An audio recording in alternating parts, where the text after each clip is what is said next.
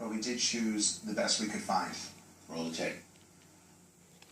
I think we've got to go where the money is, and the money is with people who've taken advantage of every single break in the tax code. And yes, when I was a senator, I did vote to close corporate loopholes. We have to make up for lost times because I want to invest in you. I want to invest in hardworking families. And I think it's been unfortunate, but it's happened, that since the Great Recession, the gains have all gone to the top.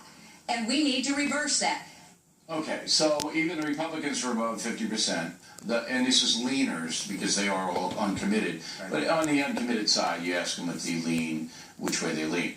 So why was that so successful? Because she said that a number of times before, right? She sounded like Bernie Sanders, and there was a little bit of the class warfare argument that we hear on the Democratic side. The reason why it worked is because people felt like she was fighting for them.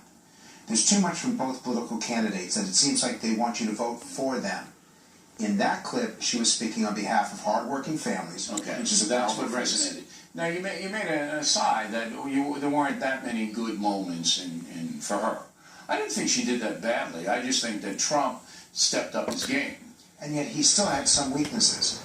Whenever he's defending himself, every time he goes back to trying to explain something he said or something he doesn't do it well, right? He does it horribly. Okay.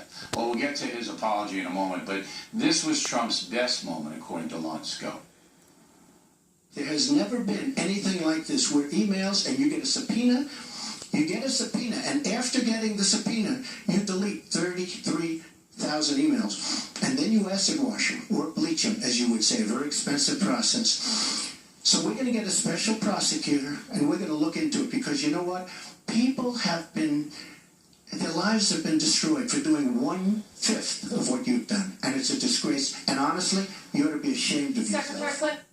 Okay, now the reason you didn't see the other two lines was because it was off the chart, right? It was practically breaking my system. So because he was scolding her. That's what it was, right? He was holding her accountable in a way that the media has not. But he scolded her. You should be ashamed. You did all this stuff.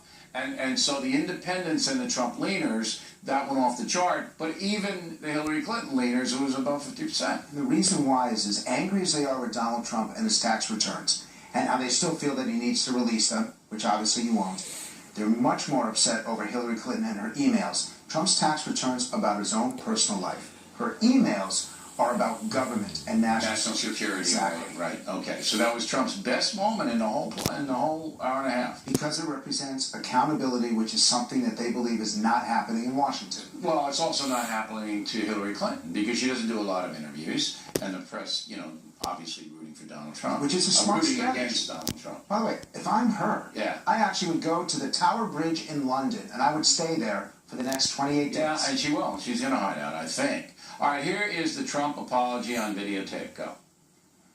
I've never said I'm a perfect person, nor pretended to be someone that I'm not. I've said and done things I regret, and the words released today on this more than a decade-old video are one of them. Anyone who knows me knows these words don't reflect who I am. I said it, I was wrong, and I apologize. I've traveled the country talking about change for America, but my travels have also changed me. All right, so he didn't do bad on that, right? He didn't do bad, but the language was so awful. We can't show it here because these are words that Fox News will not put on television. And it was so low that the lines actually went below the screen.